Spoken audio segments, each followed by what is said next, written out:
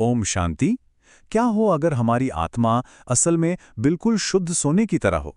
आज हम 19 नवंबर 2025 की मुरली के सार को समझने वाले हैं, जो आत्मा की इस पूरी यात्रा को समझाने के लिए इसी तरह के बहुत गहरे रूपकों का इस्तेमाल करती हैं। मुरली की शुरुआत ही होती है इस पावरफुल लाइन से, याद की फांसी। सुनने में थोड़ा अजीब लगता है ना? लेकिन ये एक बहुत गहरा मेटाफर है। ये हमें बताता है कि स्पिरिचुअल प्योरिफिकेशन का रास्ता, मतलब खुद को शुद्ध करने का रास्ता, एक गहरा समर्पण मांगता है, और इसी समर्पण से आत्मा वापस सच्चा सोना बन सकती है। तो मूल आइडिया ये है कि आत्मा अपने असली स्वरूप में प्योर गोल्ड की तरह है, लेकिन समय के साथ इसमें मिलावट आ गई है। तो सवाल ये उठता है कि ये मिलावट आई कहां से, और क्या इसे फिर से दोबारा शुद्ध किया जा सकता है? चलिए इसी को समझते हैं। इस पूरी बात को समझने के लिए हम इसे 5 हिस्सों में देखेंगे। पहले, आत्मा का ओरिजिनल फॉर्म क्या था। फिर जानेंगे कि उसमें अशुद्धि कैसे आई और उसका सॉल्यूशन क्या है। इसके बाद हम फाइनल गोल को समझेंगे और आखिर में देखेंगे कि इसे अपनी लाइफ में प्रैक्टिस कैसे करना है। तो चलिए पहले भाग से शुरू करते हैं, जो इस पूरी मुरली की नींव है। आत्मा अपने मूल ओरिजिनल स्वरूप में आखिर थी कैसी? अच्छा, तो इस ओरिजिनल स्टेट को समझने के लिए एक शब्द आता है, सतयुग। जैसा कि नाम से ही पता चल रहा है, ये स्वर्ण युग या द गोल्डन एज था। एक ऐसा समय जब आत्मा और प्रकृति दोनों अपने सबसे प्योर फॉर्म में थे। और यही इस पूरी फिलॉसफी का बेस है। सोचिए, मुरली के हिसाब से आत्मा अपनी शुरुआत में इतनी शुद्ध थी कि वो पूज्य थी, मतलब पूजने के लायक थी, एक देवता की तरह जो स्वर्ण युग में राज करती थी। तो फिर ये सब बदला कैसे? चलिए अब दूसरे हिस्से पर चलते हैं और देखते हैं कि आत्मा की उस पवित्र अवस्था से गिरावट को कैसे समझाया गया है। और स्वर्ण युग का ठीक उल्टा है कलियुग, यानी लौह युग या दी आयरन एज। मुरली के अनुसार ये हमारा आज का समय है, एक ऐसा युग जहां आत्मा अपनी असलियत को पूरी तरह भूल चुकी है और सबसे इम्प्योर स्टेट में है। तो ये गिरावट आखिर हुई क्यों? मुरली इसका कारण 5 विकारों को बताती है। ये विकार ठीक उस मिलावट, उस एलॉय की तरह है जो शुद्ध सोने में मिलकर उसकी चमक और उसकी कीमत दोनों को खत्म कर देती है। और ये स्लाइड तो मतलब इस पूरे ट्रांसफॉर्मेशन को एक बार में दिखा देती है। देखिए, आत्मा पूज्य से पुजारी बन गई। मतलब जो कभी खुद पूजने योग्य थी, आज वो अपने ही पास्ट सेल्फ की, अपने ही अतीत के स्वरूप की मूर्तियों की पूजा कर रही है।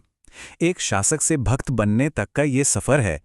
तो हमने प्रॉब्लम तो समझ ली, लेकिन इसका सल्यूशन क्या है? अब देखते हैं कि मुरली इसका क्या समाधान बताती है। इसका समाधान है योग, जिसे यहाँ याद की यात्रा भी कहा गया है। और हाँ, यहाँ योग का मतलब कोई फिजिकल एक्सरसाइज नहीं है, बल्कि ये मन को परमात्मा से जोड़ने की एक मेंटल प्रोसेस है। एक ऐसी प्रक्रिया जो आत्मा पर चढ़ी अशुद्धियों की परत को जला देती है। तो ये होता कैसे है? इसके कुछ सिंपल स्टेप्स हैं। पहला कदम है खुद को इस शरीर से अलग एक आत्मा समझना। फिर उस आत्मा का कनेक्शन परमात्मा से जोड़ना। बस यही कनेक्शन वो आग है, वो फायर है जो विकारों के मिलावट को जलाकर आत्मा को वापस शुद्ध सोने जैसा बना देती है। यहां पिता शब्द बार बार आ रहा है, तो सोर्स में परमात्मा को शिव बाबा कहा गया है।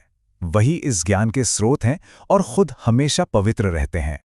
और इस याद का एक बहुत ही गहरा असर भी होता है। ये ज्ञान का तीसरा नेत्र खोल देती है, जिससे दुनिया को देखने का हमारा नजरिया ही बदल जाता है। मुरली के शब्दों में कहें तो जो क्रिमिनल दृष्टि है, यानी एक दूसरे को शरीर के रूप में देखने की दृष्टि, वो बदलकर आध्यात्मिक भाईचारे की दृष्टि बन जाती है। तो सवाल ये है कि इस पूरी प्रक्रिया का आखिर मकसद क्या है? क्या है अल्टीमेट गोल? लक्ष्य बहुत क्लियर बताया गया है। नर से नारायण बनना, मतलब एक साधारण मनुष्य से देवता के समान बनना, और आने वाले नए सतयुग में, गोल्डन एज में, दुनिया पर राज करना।